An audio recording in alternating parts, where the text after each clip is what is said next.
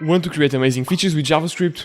Or do you want to have smoother animations than anyone else? Well, you can have both, but before, you need to learn how to add both the JavaScript and the CSS file to your HTML document. Firstly, let's check this body of this HTML here.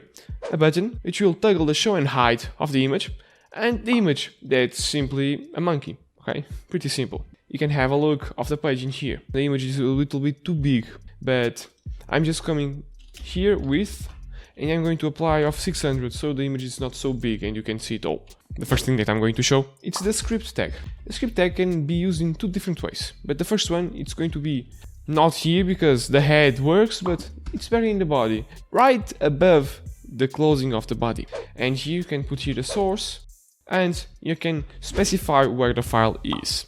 The file, it's called firstly script.javascript, but it's in this JS folder, so let's just put JS / and there we go. Now if you come here and click, it is already toggling the show and hide. Although we can also do this in a different way. If we come here and come to the JavaScript file and paste everything inside this tag, we can reload the page and it's still working because you can use the JavaScript inside the HTML document. Although it's not the best one, the most optimal one, but you can do it. In my opinion, try as much as possible to keep everything organized in each individual file.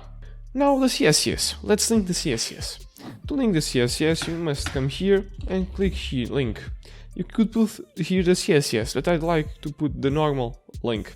The rel style sheet by default, and the href needs to specify the document, and the document should be something like style.css, and my style is going to be inside this folder, and I'm going to put here the folder / the name of the document, and you can see that it changed. It gets the background blue. There's another way of linking stuff with this href link, which is using CDNs, content distribution networks, and one that everyone or almost everyone knows is the Bootstrap.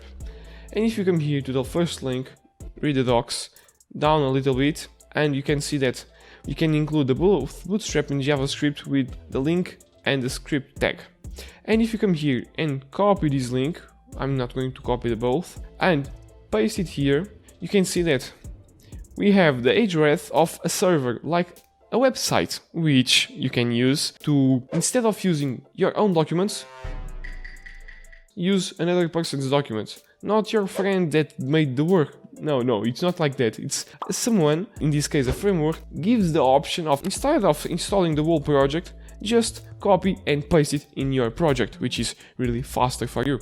If you want to learn more about CDNs and create applications really fast, I have a video about creating a to-do list app in Vue and the Bootstrap that I just talked about. Just go check it out if you want after this video. Now we are going to check another ways of styling stuff with CSS. The first one is going to be the internal one, which will try to change this button color, not the background but the text of the button, which can be this brown here. And if you come here to the document, and it's brown already. Now we are also going to try to apply a style, inline style.